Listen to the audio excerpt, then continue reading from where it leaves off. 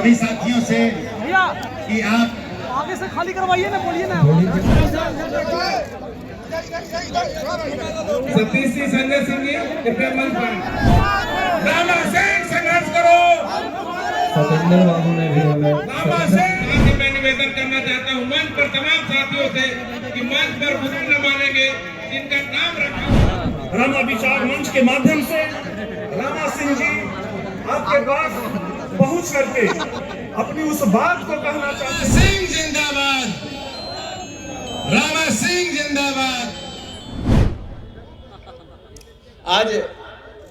आज जो है यह कार्यक्रम रामा विचार मंच के द्वारा आयोजित पहला संकल्प महासम्मेलन का आयोजन, यह पहला जिला स्तर पर, प्रखंड स्तर पर यह कार्यक्रम का आयोजन जगह जगह, आज से नहीं, लगभग 2 वर्ष हो गए इस मंच के इसके लिए स्थापित किए हुए, और 2 वर्षों से गांव-गांव में जाकर लोग इस मंच को मजबूत करने, और उसी का परिणाम है कि आज पहली सभा में, और इतनी व्यस्तता के बाद मैं जानता हूँ बहुत सारे साथी ने हमको कहा कि 4 को बहुत ज़्यादा शादी विवाह का समय है, इसलिए 4 का कार्यक्रम, लेकिन हमारे साथियों ने कहा कि नहीं, रखिए, कार्यक्रम निर्धारित है तो निश्चित रूप से इसको हम लोगों को करना चाहिए, और चला। और मैं सबसे पहले सभी लोगों के प्रति आभार प्रकट करता हूं और धन्यवाद देता हूं कि आप सब लोग इतनी व्यस्त समय में सब लोग अपना मूल्य समय निकालकर आप सब लोग आए। साथियों, आज इस सबसे पहले तो एक बात मैं कहना चाहता हूं, जब आपको किसी भी विषयों को लेकर आगे बढ़ने के लिए सबसे पहले तो संकल्पित होकर आपको विचरण करना पड़ेगा, आगे बढ़ना पड़ेगा, तभी जाकर जिन उद्देश्यों को आप लेकर चले हैं वह पूरा होगा। इसलिए सुनो क्या सागर में गर्जन तुम्हारा, सुनो क्या सागर में गर्जन तुम्हारा, स्वयं युग धर्म का हुंकार हूं मैं। इसी नारे के साथ इस संकल्प महासम्मेलन में उपस्थित रामा विचार मंच के तमाम साथियों को आगे बढ़ना पड़ेगा। साथियों, यह संकल्प सम्मेलन के आयोजन का उद्देश्य क्या है? हमारे प्रेस के साथी निरंतर पूछते रहे हैं कि इसके गठन का उद्देश्य क्या है। कोई भी मंच होता है, कोई भी राजनीतिक पार्टी होती है, कोई भी सामाजिक संगठन होता है, उसका प्रमुख उद्देश्य उन्नत राष्ट्र, विकसित राष्ट्र का निर्माण, विकसित राज्य का निर्माण, विकसित समाज का निर्माण और एक महत्वपूर्ण व्यक्तित्व का निर्माण ही प्रमुख मकसद होता है। तभी हम जाकर उन्नत राष्ट्र की परिकल्पना कर सकते हैं। जब तक व्यक्तित्व निर्माण में हमारा बहुत महत्वपूर्ण योगदान नहीं होगा, तब तक हम एक बेहतर समाज की परिकल्पना नहीं कर सकते, एक बेहतर राज्य की बात नहीं सोच सकते, एक बेहतर राष्ट्र का हम कल्पना नहीं कर सकते। इसलिए तो साथियों, सबसे मूलजड़ व्यक्तित्व है, और समाज को मजबूत करना है, राज्य को मजबूत करना है और राष्ट्र को मजबूत करना है। यही प्रमुख उद्देश्य होता है किसी भी राष्ट्रभक्त का, किसी भी जो सामाजिक कार्यकर्ता है, जो समाज के प्रति चिंता और जागरूकता रखने वाले लोग हैं, तमाम लोगों का यही रहता है, प्रमुखता यही रहता है। तो इस मंच का भी प्रमुख उद्देश्य यही है कि एक हम मुखर व्यक्तित्व की स्थापना में जो इस मंच के साथी हैं, उनका क्या योगदान होना चाहिए, उनकी क्या भूमिका होनी चाहिए, यह सबसे पहला उद्देश्य है। जब तक हम व्यक्तित्व निर्माण में जो तक मजबूती और सुदृढ़ता नहीं लाएंगे, तब तक हम बेहतर समाज की कल्पना नहीं कर सकते, और जब बेहतर समाज नहीं होगा तो बेहतर राष्ट्र की कल्पना भी नहीं हो सकता। इसलिए प्रमुख उद्देश्य यही उद्देश्य है। और दूसरा कि आज वर्तमान परिवेश में जो राजनीतिक परिवेश है, चाहे देश का हो या राज्य का हो, उसमें हमारी भूमिका क्या होनी चाहिए। एक जागरूक राष्ट्रभक्त होने के नाते हमारी भूमिका क्या होना चाहिए, इस पर भी हमको सोचना पड़ेगा, चिंतन करना पड़ेगा। तमाम राजनीतिक पार्टियां क्या करती है, इस पर चिंतन करना होगा। एक प्रबुद्ध नागरिक होने के नाते हमको उन विषयों पर विचार करना होगा, उन पर चिंतन और मनन करना पड़ेगा। और चिंतन मनन इसलिए कि आज संप्रदाय के नाम पर विभक्त किया जा रहा है, जाति के नाम पर विभक्त किया जा रहा है। तो कैसे हम देश में सद्भावना कायम कर सके, सामाजिक सद्भाव हमारा कैसे बरकरार रहे, कैसे स्थापित रहे कि हमारा समाज बिखरे नहीं। हमारा समाज जब तक सामाजिक सौहार्द नहीं रहेगा, जाति के आधार पर और मजहब के आधार पर हम बंटते रहेंगे, तो कैसे हम विकसित राष्ट्र की कल्पना कर सकते हैं। तो साथियों, इस मंच का यह भी उद्देश्य है कि हम सामाजिक सद्भाव और सामाजिक एकता बनाए रखने में हम अपना महत्वपूर्ण योगदान दें।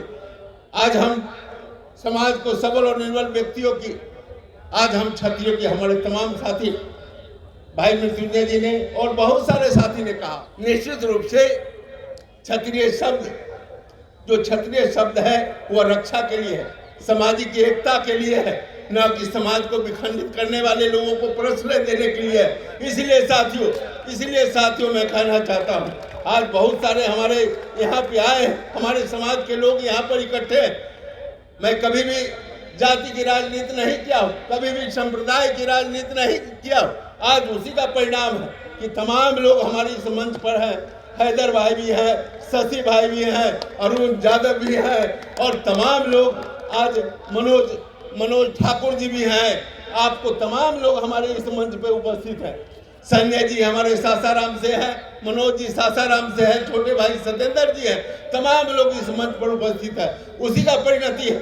इसलिए साथियों, सबसे निश्चित रूप से मृत्युंजय भाई ने कहा कि हमारा फर्ज बनता है कि हम समाज को कैसे एकजुट रखें, सामाजिक एकता और सद्भाव को कैसे बरकरार रख सके।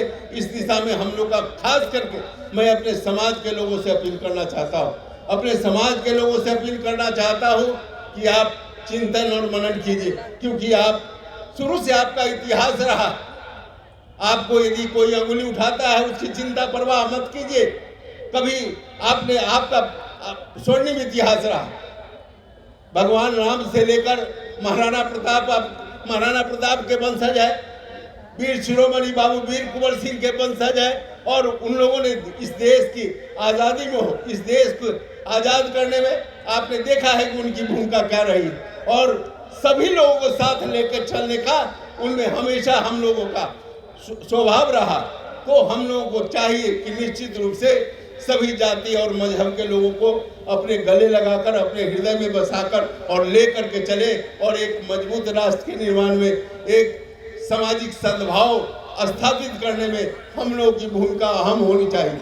क्योंकि आज राजनीति में क्या होता है कि हम अपने निजी कारणों से, हम अपने व्यक्तिगत कारणों से हम राजनीतिक रूप से आपका इस्तेमाल करते हैं, और उसका परिणाम होता है कि समाज टूट जाता है, समाज बट जाता है, समाज में दोस्ता और भेदभाव उत्पन्न हो जाता है।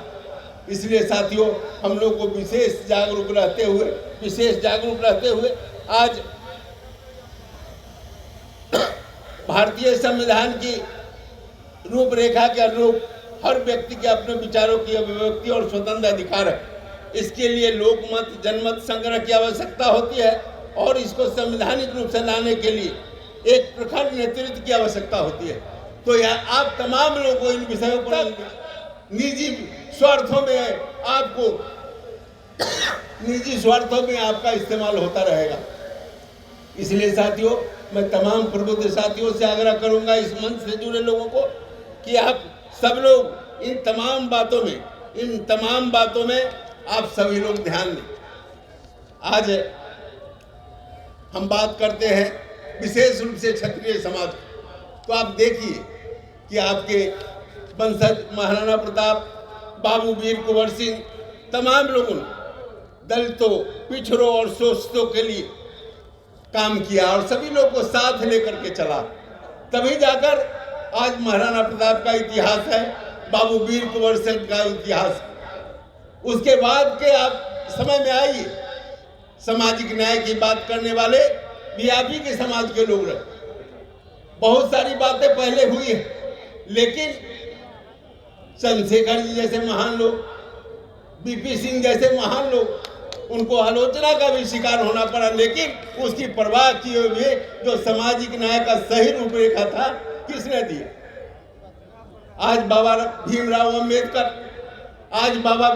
अंबेडकर को भी आगे बढ़ाने में आपके ही समाज के गायकवाड़ साहब थे, उनकी भूमिका रही, जो इस देश के संविधान के निर्माता बने। तो साथियों, आपका हमेशा का इतिहास रहा है कि आप सामाजिक न्याय के प्रणेता रहे। इसलिए साथियों, हमारा बार बार आग्रह होगा कि आपको तमाम अपने महापुरुषों के पद चिन्हों पर चलना पड़ेगा। उनका जो स्वरूप था, उनका जो उद्देश्य था, उसको लेकर के आगे बढ़ना पड़ेगा। और यही रामा विचार मंच का मूल रूप से इन्हीं सब बातों पर आप इस समाज का शौर्य की आप एक इतिहास आज तक इस देश के 21 परम वीर चक्र विजेता हुए, 21 परम वीर चक्र के विजेता है, उसमें सिर्फ 8 आपके समाज के लोग ही। तो देश के लिए, देश की सीमा पर भी लड़ने वाले लोग आपके समाज के लोग अव्वल रहे। तो आज वर्तमान जो परिस्थिति है इस देश का, जो राजनीतिक परिस्थिति है, उसमें तमाम आप लोगों की जिम्मेवारी बहुत अधिक बढ़ जाती है। अहम भूमिका निभाने की जरूरत है, क्योंकि आपको उसी भूमिका में राष्ट्र की रक्षा में, समाज की रक्षा में आ गया। 1 बजे का ही कार्यक्रम था हम लोग का कि 1 बजे तक हम लोग जो है यहाँ पर कार्यक्रम को खत्म कर देंगे, लेकिन अभी 3 बजने जा रहा है। इसलिए साथियों, मैं ज्यादा कुछ नहीं कहते हुए, कुछ बातें हैं, बहुत सारी बातें हैं करने के लिए, लेकिन कुछ सारी बातें आपके समक्ष रखकर मैं भी अपनी वाणी को समाप्त करूंगा, क्योंकि मैं समझ रहा हूं कि जो स्थिति है, काफी जाम में लोग फंसे हैं। लोगों को बहुत दूर यहाँ से 5-5 घंटा शिवहर जाने में, बक्सर जाने में और सासाराम जाने में लगेगा। इसलिए 2-4 बातों पर कि मैं आपको बता देना चाहता हूं कि रामा विचार मंच का प्रमुख उद्देश्य यही था कि सामाजिक समरसता बनाए रखने में हमारी अहम भूमिका होनी चाहिए। दूसरा, रामा विचार मंच का इस मंच के माध्यम से कुछ मांग भी था। पहला मांग था कि समूची दुनिया में बिहारी लड़के आईटी में अच्छा कर रहे हैं। पूरे देश में ही नहीं, पूरे विश्व में बिहार के लड़के बेहतर कर रहे हैं, आईटी के क्षेत्र में बेहतर कर रहे हैं। हमारे यहाँ दक्षिण भारत में बहुत सारे गांव ऐसे हैं। गांधी जी का क्या सपना था? गांधी जी का सपना था कि राजनीति के क्षेत्र में हमारा देश का पूरा विश्व, उसकी भूमि पूरा विश्व हो, और अर्थव्यवस्था के लिए देश का गांव। तो जब तक हम गांव के उन्नति के दिशा में हमारा ध्यान नहीं जाएगा, गांव को हम विकसित करने के दिशा में हमारा प्रयास नहीं होगा, तब तक हम उन्नत भारत की कल्पना नहीं कर सकते। और आज हमारे बिहार के ही लड़के पूरे दुनिया में घूमकर आईटी के क्षेत्र में बेहतर काम कर रहे हैं। दक्षिण भारत में बहुत सारे गांव ऐसा जो आईटी का हब बना हुआ। तो हम मांग करते हैं बिहार सरकार से कि प्रयास करे और हैदराबाद, बेंगलोर की तरह आईटी हब बनाने की व्यवस्था, जिससे कि रोजगार मिले, नौजवानों को रोजगार मिले, रोजगार में बढ़ोतरी हो।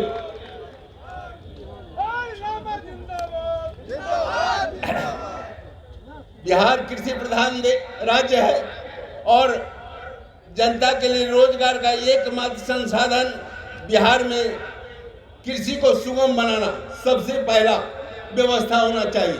और यहाँ का जो जल नीति है उसमें सुधार होना चाहिए और जल प्रबंधन के दिशा में बिहार सरकार को एक मजबूत कदम, ठोस कदम उठाना चाहिए कि इस राज्य के कृषकों की हालत अच्छी हो, उसमें राज्य सरकार से हम मांग करते हैं कि जल प्रबंधन की बेहतर व्यवस्था हो। उद्योग धंधों के विकास के लिए आधारभूत संरचना के समेकित विकास के साथ बैंकों को भी जिम्मेदार बनाया जाए, यह हम मांग करते हैं भारत सरकार और इस राज्य सरकार से। ग्रामीण क्षेत्र में रोजगार वृद्धि के लिए जीविका दीदी के तर्ज पर आज गांव-गांव में जीविका दीदी है और महिलाओं को रोजगार मिला। उसी तरह रोजगार को बढ़ावा देने के लिए गांव-गांव में जीविका भैया योजना का भी आप कार्यान्वयन जो है, जीविका भैया का भी योजना का कार्यान्वयन आप करने की दिशा में कार्रवाई करें। महारानी लक्ष्मीबाई को राष्ट्र नेत्री घोषित किया जाए। महाराणा प्रताप की पुण्यतिथि को राष्ट्रीय स्वाभिमान दिवस के रूप में मनाया जाए और सामाजिक एवं धार्मिक सद्भाव की स्थापना की जाए। यह प्रमुख जो है रमा विचार मंच का यह जो है संकल्प है, यह संकल्प है और इन्हीं विषयों पर आज यह हम लोग का पहला कार्यक्रम है। साथियों, आज यह कार्यक्रम हम लोग का पहला कार्यक्रम है और हम समझते हैं कि आप तमाम लोग व्यस्त समय निकालकर आज सभी लोग आप इस कार्यक्रम में आए। हम कैसे आभार प्रकट करें, उसके लिए हमारे पास शब्द नहीं है, हम लेकिन सभी लोग के आभारी है। और मैं समझता हूं कि आने वाला जो समय है यह आप लोग का जिस तरह। ये लो मुंह मीठा करो, आज मैंने अपना जॉब छोड़ दिया, अब हम पूर्णिया वापस जाएंगे। जॉब छोड़ दिया है? मतलब ये घर कैसे चलेगा? हम करेंगे क्या? और माँ बाबूजी क्या बोलेंगे? इसलिए मैं एक और मिठाई का डब्बा लाया। अपने बिजनेस के लिए लोन अप्रूव हो गया। अरे लोन अप्रूव हो गया वो तो ठीक है, लेकिन पूर्णिया में हम रहेंगे कहाँ? अपना घर भी तो नहीं है वहाँ। इसलिए तो एक और मिठाई का डब्बा अलग से लाया हूँ। हमने पूर्णिया में घर ले लिया है, पूर्णिया के ई होम्स पैनोरमा में। पूर्णिया में पैनोरमा ग्रुप लेकर आए हैं ई होम्स पैनोरमा।